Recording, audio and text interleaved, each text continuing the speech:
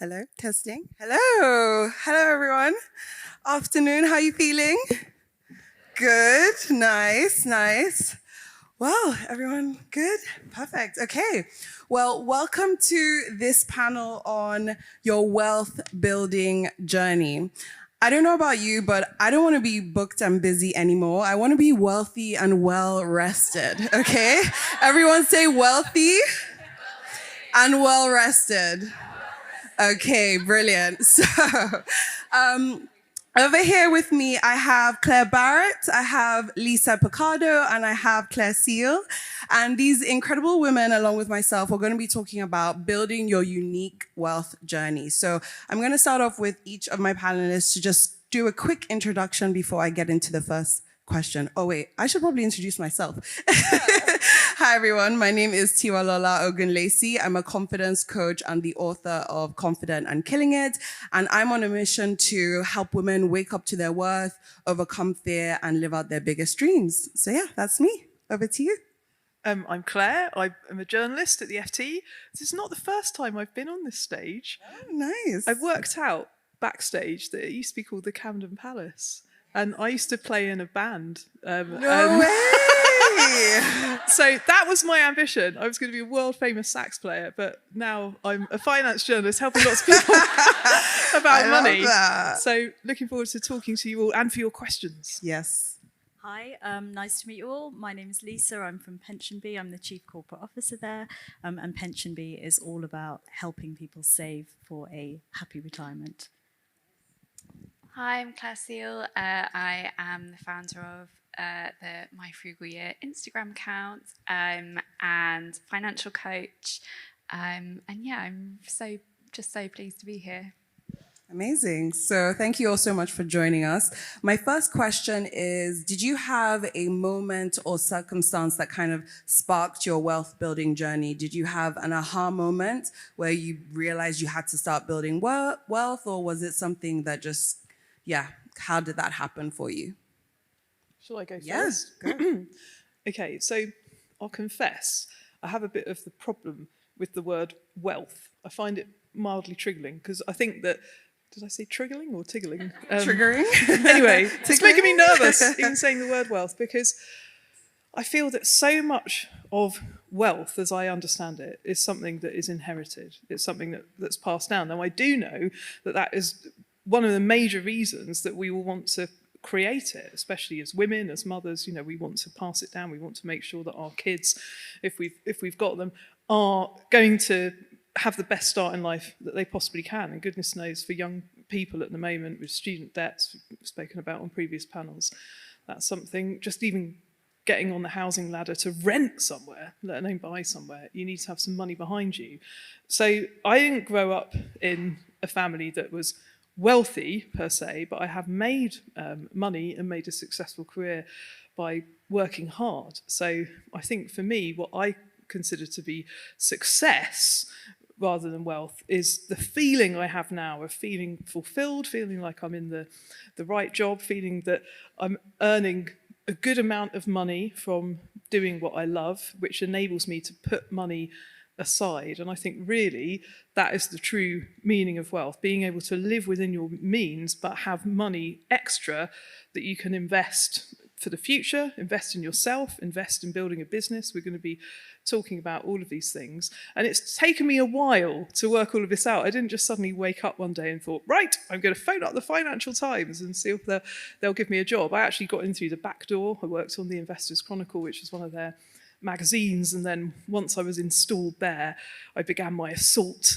on the newsroom because I didn't go to Oxford or Cambridge, and in those days the FT, it wanted people who went there or to Harvard or Yale. The competition was quite stiff. Yes, obviously I have imposter syndrome like everybody else, but I think once they said yes, you can have a job, that was the kind of moment when the rocket boosters were lit, and I thought, right, I've got this great opportunity here. I don't want to stuff it up. And the rest kind of fell into place. Lisa? I think for me, my awareness of sort of wealth and money happened actually really, really early. And that was really the beginning of my journey with it. Probably when I was sub 10. So my parents are first generation Indians to this country, and they came with very, very little. So they had no wealth. My dad tells this really, really sad story about coming to the country and not speaking any English and having a £5 note in his pocket, and that was it. And so I think as a kid, I heard that story and it really resonated with me. And growing up at home, you know, I think we were just very aware, like money wasn't a dirty word in our household. We were really able to talk about it and engage with it. So I knew very early on, what did investment mean? What was a credit card when my parents made an investment in my education or, you know, in music lessons or whatever? It came with money that they didn't have. It came on a credit card. So I think I was pretty familiar with certain terms. And I think that openness, you know, that parents can have with children is actually really, really important. So my journey began with a ding moment of I'm just really aware. And of course, that took me to a place later where, you know, I'd start working really young and I'd get an internship in an investment bank and all the rest. Amazing, thank you. Yeah, so my aha moment was absolutely terrible. I was 29, I was earning 27.5 grand a year. Exactly the amount that I had in credit card debt spread across 6, 7 different accounts. I was up to the hilt of my overdraft. I had 2 young children. And Vivi, who spoke on one of the panels earlier, she refers to this K graph that happens in your wealth from the moment that you sort of enter the world of working and earning. And so your wealth can compound upwards. You know how to harness the power of interest, you're saving, or it can compound downwards. So you've come out of uni with some debt that you haven't cleared, you're not earning very much, maybe some things happen in your life that mean that you can't concentrate on money. For example, I had a baby at 25 who was not planned. He's amazing, but you know, it really threw a spanner in the works of any catching up that I was planning to do. And so I very much was on the downwards kind of trajectory of that K graph, and it really spiraled. And then it's coming up to just about 5 years since I had that moment. It was on the phone to my bank, and they were phoning me to see why I was in an unplanned overdraft. I was being charged a daily fee because that's what they did back then. And the person on the other end of the phone asked me, when are you going to be able to sort this out? And I said, it's going to be the end of the month. This was the 14th of March. And she asked me something that no one had ever asked me before. She asked me why. And I heard myself say, there's just no money left. And I realised I never wanted to say those words again. And so I started thinking about it. I did what any sane person would do in that situation and started an Instagram account to sort of confess my financial sins. And at that moment, I had no compassion for myself. I didn't. I was very, very angry with myself. I read some of the things that I wrote back then. I think, God, I have so much more empathy for the person that I was then than I did at the time. But the 5 years since have been spent catching up, and we paid off the debt within 2 years. We managed to sort of cobble enough together to buy a house. I was very lucky. I changed career. I started sort of earning what I was worth, learned how to negotiate, learned how to charge properly, and I'm still very much like at the beginning of the journey of growing some wealth that, like Claire said, I could pass on to my children. But thank God for that really low moment 5 years ago, because otherwise I would still be coasting, I think. Yeah. Thank you so much. That is so powerful, and thank you for your vulnerability. And I hope that inspires someone in this room, no matter where you are on your wealth journey. If you've hit rock bottom, there's absolute hope for you to be able to bounce back and to grow and get the wealth you deserve and to live the life you deserve as well. So it's never too late for you to turn things around when it comes to your worth. So thank you so much, Claire, for sharing that. So I want to, there's this kind of myth, and Claire Barrett, you kind of mentioned it, where it's like success or wealth is just work really hard at a job and you'll be wealthy.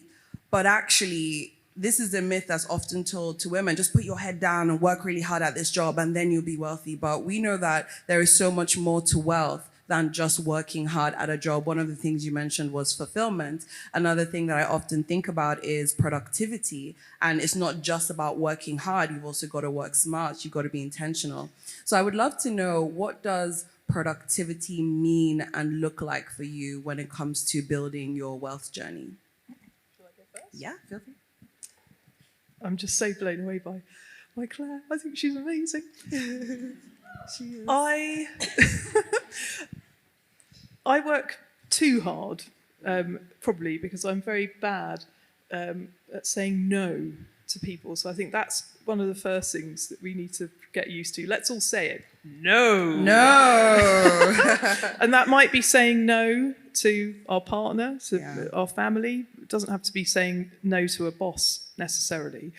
And then focusing on the right things that we should be saying yes to, because it's very easy to overcommit yourself and just run out of time. You know, time is as precious a resource as money, and I've come to realise that more and more over the years. What can you do with your time that will make the maximum impact?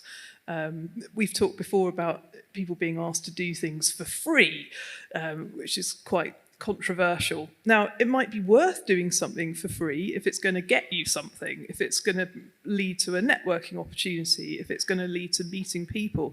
That's another problem, because if we're constantly working to rule, trying to get everything finished before we run to the nursery, do the pickup, often we don't have time for the softer stuff at work, for the drinks, for just sitting down and having lunch with a colleague. I drag myself up to the FT canteen every day to heat up my thrifty microwaved leftovers, because all that extra money that I'm siphoning off into my stocks and shares ISA is making up for it. But the reason I go up to the canteen isn't just to save money; it's just to see people, to see colleagues. Because if we sort of shut ourselves off, we're not hearing about what's going on. We're not having those chance meetings. What does Google call them? The elevator moments. And I always have something ready for the elevator moment. If by chance I see one of the boss class at the FT, I'll have like a statistic in my head. It might be that the Money Clinic episode with Claire Seal, which came out a few weeks ago, did massively, massively well. Tell them about the download numbers for that. It's not a crime to do your own self-publicity, because basically if you don't do it, there are very few people in this life who will do it on your behalf. So always have something that you can say about, this was my contribution, without it making it sound like, I'm brilliant.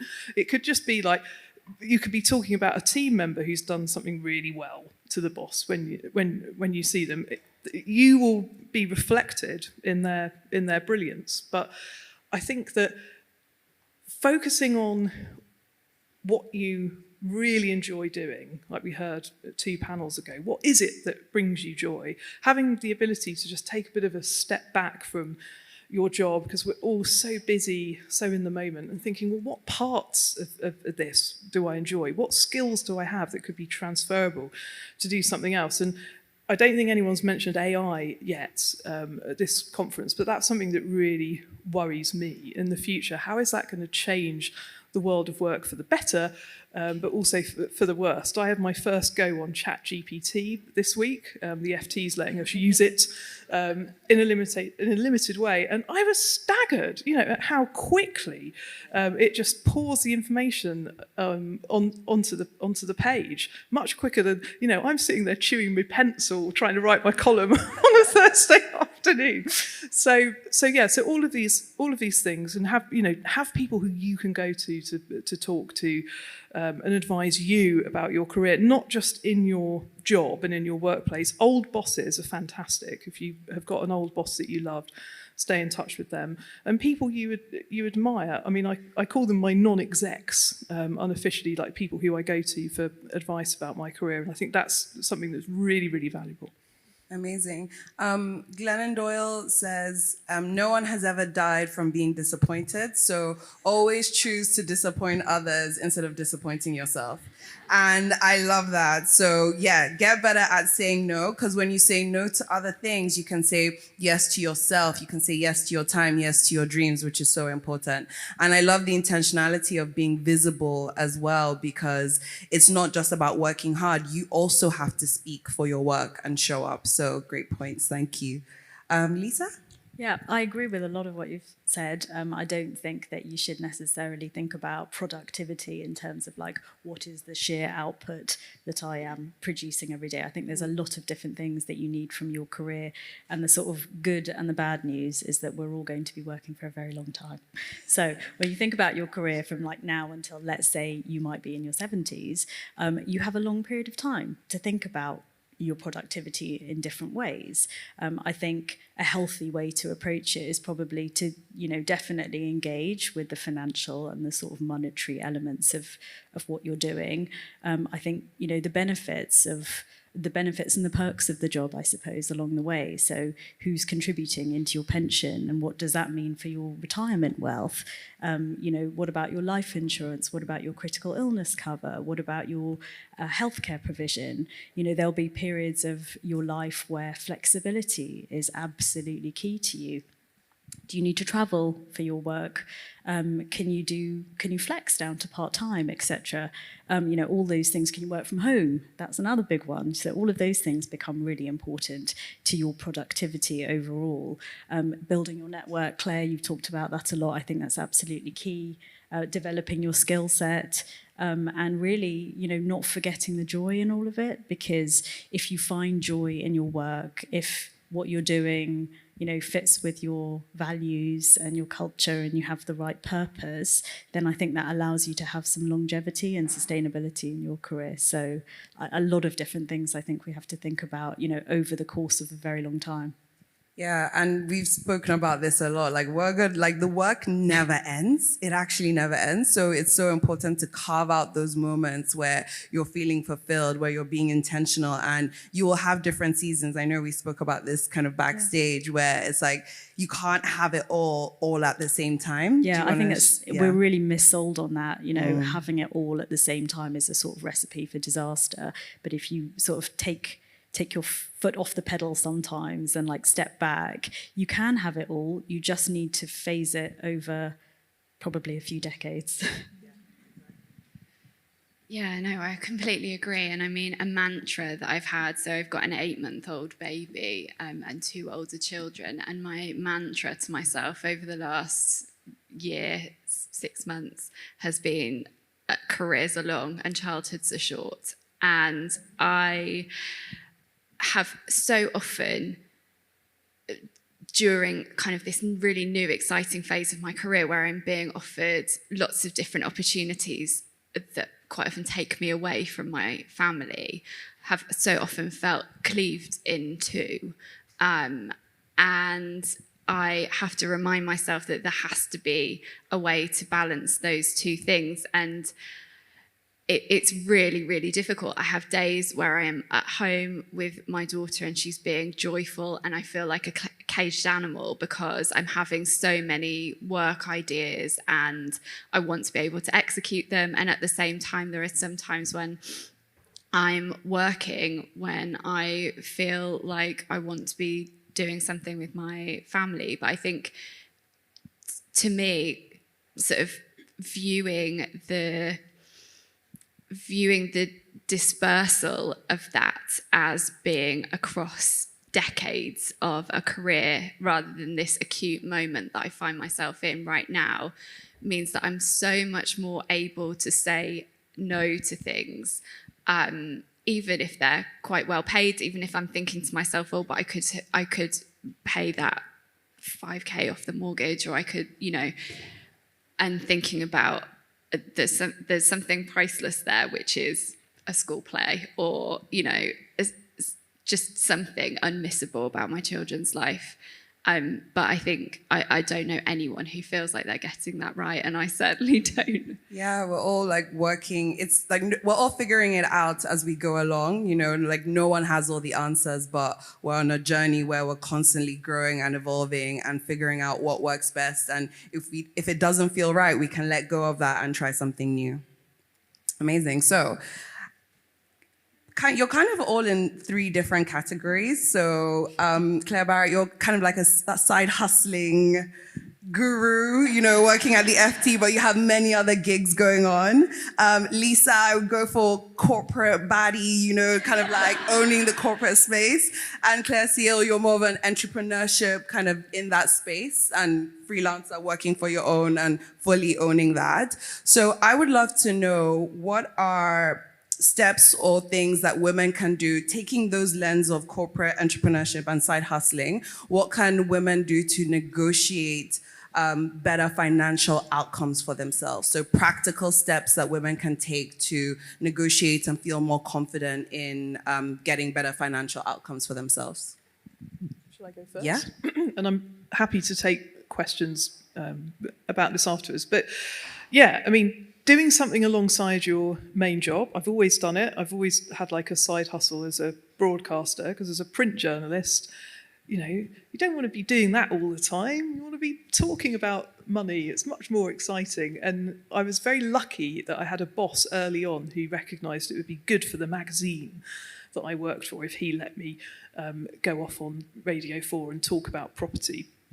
And then when I moved to the FT, I actually mentioned it in my job interview. You know, this is something that I do. I'd like to carry on doing it. It could be good for you. It would reflect well on your brand. So, selling it is like part of the problem and also the opportunity. Now we're going to hear from Ken from the Humble Penny later on. Now he had a very different journey with his side hustle. His employer was opposed to it, as you're going to hear. So, yes, there are rules, as we've heard on previous panels, but trying to negotiate around that, but also having a different skill. Like, I love the fact that I can do more than one thing. I've added another skill, which is learning how to edit videos on Instagram and TikTok in the last few years. But also, it does make me relax. You can probably tell I'm quite a anxious, born warrior type of person. What's next? I don't have ADHD, but I do have, you know, a problem where sometimes I will wake up in the middle of the night and think, oh my goodness, you know, what's going to happen if I lose my job? I catastrophize. So having different skill sets, I think, okay, if it all goes wrong, I used to say to my dad, if it all goes wrong, I'll just go busking on the underground. And that's how when I first took out a mortgage, because I thought, oh my God, this is such a huge commitment, 25 years. Oh, what could go wrong? Lots of things. What could go right? Plenty of other things. So it's all about keeping it in context. But I do like having those other skills. And I also think that when you do more than one thing, it can make you better at the other things. But the thing that could make you worse is the time management. So definitely worth negotiating. Happy to talk about pay rises later on. I've had to go in and, you know, really fight hard for more money when you've got 3 or 4 different bosses. Obviously, you've got to do that 3 or 4 times a year with all of them, and they might not all say yes, but nevertheless, we have to keep doing it. We heard a bit more about that on the last panel, and I thought something that Claire said about when you are a freelancer, what's your rate? Now, your company might have perverse rules about not being able to talk to colleagues about what you all earn, but if you're a freelancer, then you've got other options. You know, what are your similar people in jobs to you charging? Get professional help as well. Like, I've got an accountant who advises me. I've got a business advisor who I go to every now and again. I've got a financial advisor who I see on an ad hoc basis. You know, all of these people are helping me make better decisions about like the back end of the business, the finances of it, and finding out that you're charging far too little for your time or money is something that I hear time and time again from female freelancers. So there's an amazing meme. I don't know if it's the Spider-Man one, but I think it's 2 people with guns to each other's heads, and one's what's your rate, and the other one's what's your budget. And so often that happens in like negotiating conversations. But I think it's really important that we learn the language that we need in those situations. And I think, we were talking about backstage, is sometimes it can be very emotional, the process of negotiating, because you're literally having a conversation about what someone thinks you're worth. And I've been turned down for pay rises before, and it feels like someone's telling you that you're not worth what you think you're worth. So one of the ways to take that emotion out, or to minimize it, you might not get rid of it completely, is to learn a script, learn the right language to ask these things. Even something as simple as asking for a review of your salary is much easier than saying, please, can I have a pay rise? In a job interview, if you are being asked what your previous salary was, firing a question back and saying, what's the salary for the role? I think some of those frameworks are really important to learn, and also having a group of people, a community of people who in the freelance world especially are like advocating for each other and sharing information. If anyone asks me, like, one-to-one what I got paid for something, I always tell them. And I've had so many people, Alex Holder is one of them, Lara, who I think is here somewhere, is another, who, have told me what they've been paid for things, and it made me completely review the way that I was quoting. So I think, being advocates for each other, and sharing information with each other, like Claire said, is a really important thing for us to do. Yeah, absolutely. I love that. Community is so important. And also, as an entrepreneur myself, I've asked myself, what's the scariest amount you can charge right now? And then I did it. And they said yes. And I was like, yes! And then it was like, okay, I guess this is my new price, So, and somebody also gave me really good advice to always, every time you get a yes, add like £100 onto the next time they ask you for the price. So every time you get a yes, just keep increasing your prices. Because I was at a point where I was giving people my prices and everyone was saying yes to me. And I was like, hang on a second. And so I needed some no's to know that I'm really, getting close to what I should be charging. Can I share one story quickly? So my uncle used to fix Singer sewing machines, God rest his soul, back in the day. And he told me this when I was like a little girl. And he said, like, sometimes people would bring in sewing machines that were so like old and knackered. They'd think, God, this is going to be such a bitch of a job to replace all of these bits. So they'd quote a really, really high price in the hope that the person would go away and scrap the Singer sewing machine. Yeah. But if they said yes, then they'd be paid a ton of money for doing this difficult job. And I do apply that philosophy to myself. Somebody asked me to do something quite difficult. I don't really want to do it. Got quite a lot on. I'll say, well, actually, yes, I could do it if the price was Singer sewing machine level. Mm-hmm. And sometimes they do say yes. Yeah. And you're like, wow, okay then. And another thing I really want to mention as well is your worth and your value are two different things. As a confidence coach, I really just want to share this very crucial point.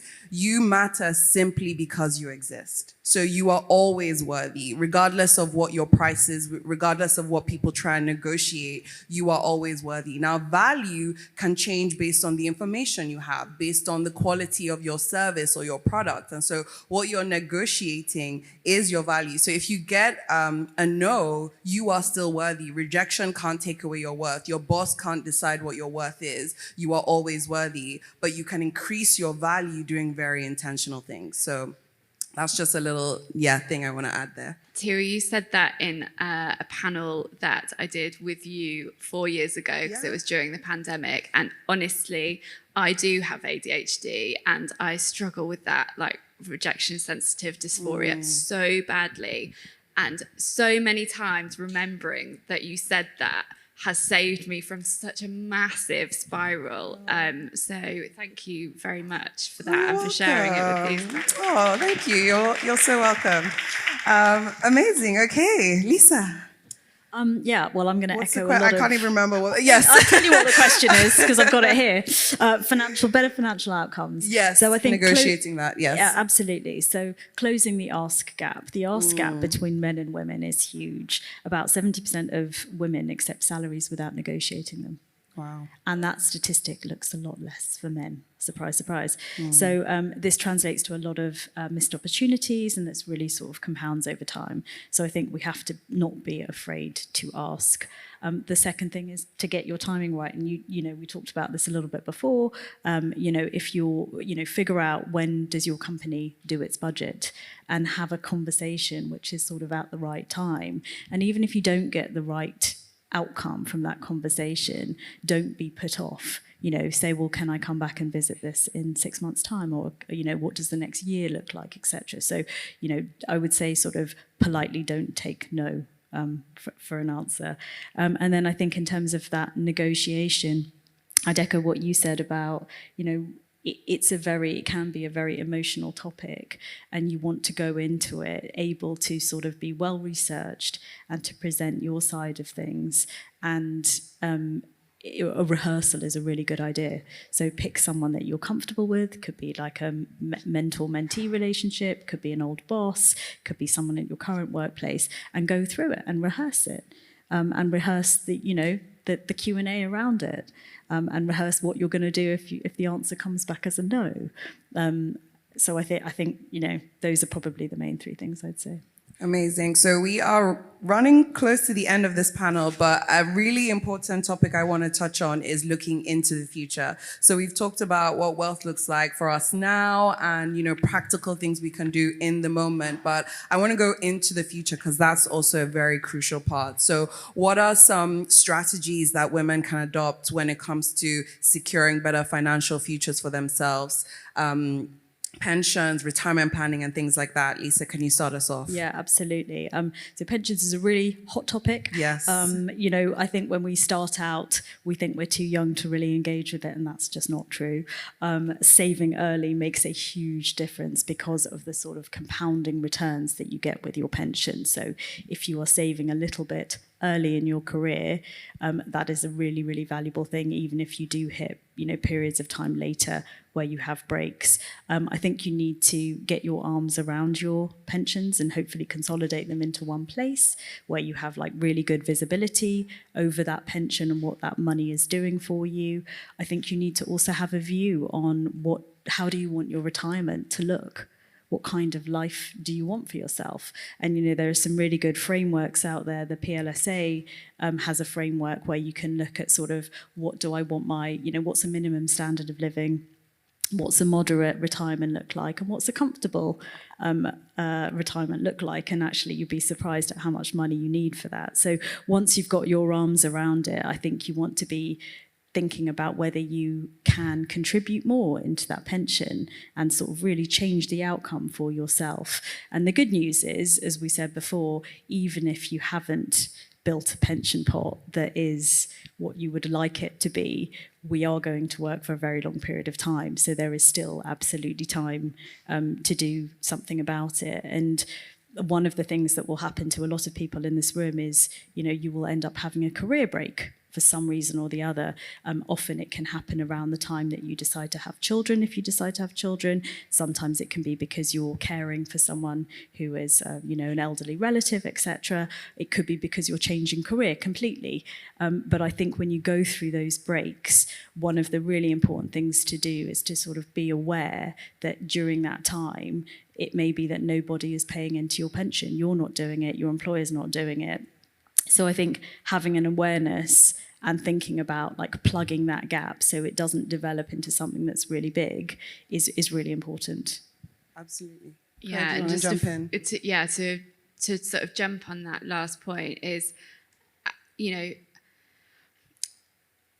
absolutely, if you are planning a family, and I didn't really ever plan my family, it just happened, but if you're planning a family, you should be talking to your partner about, it really isn't fair if you have maternity leave, then you have a career break or you go back part-time. It's not fair that they're getting their full whack paid into their pension and you're getting nothing.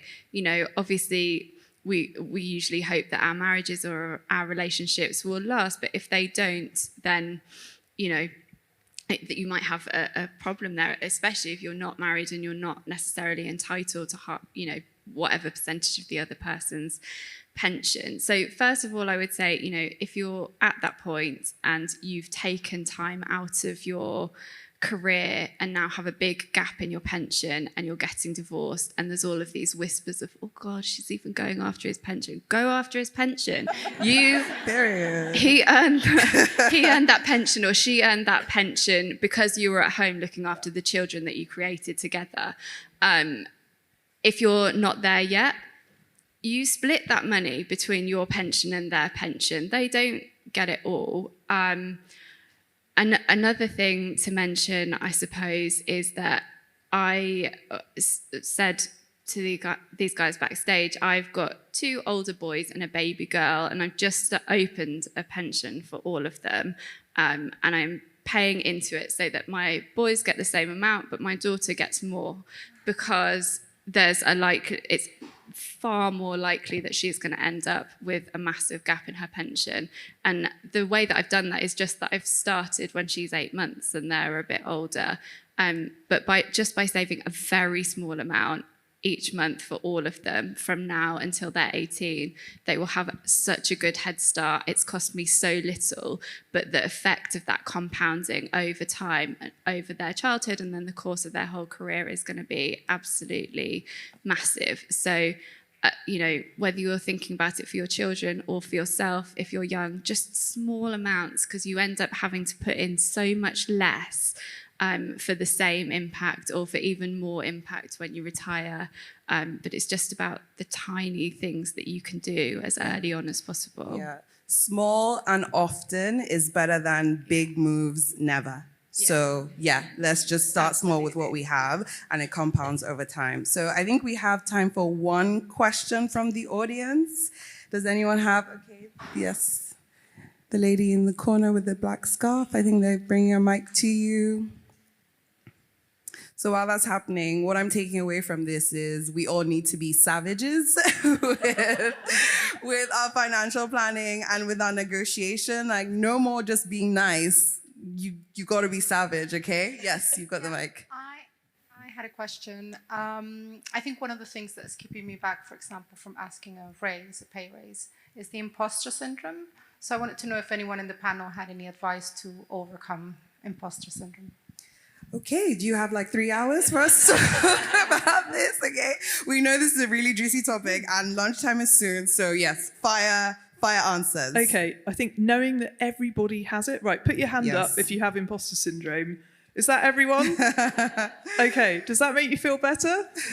We all feel like this, and I think being honest about feeling like this. I mean, I tell people I hated maths at school, and they think, but you work for the Financial Times. I say, yes, fears can be overcome.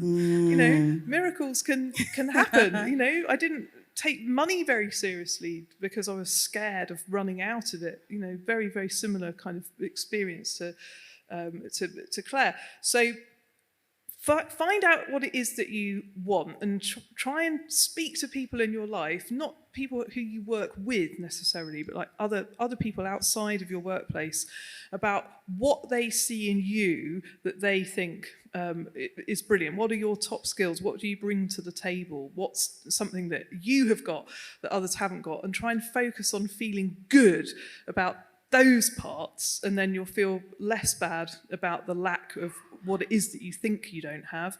And if it's something specific that you don't have, then maybe think about doing a qualification, investing in yourself. That's something I advise lots of people who work for me. But also, well done to everyone for investing in yourself and coming along to talk about money, because that is something that a lot of us don't make time for either, and is really important. Anyone else?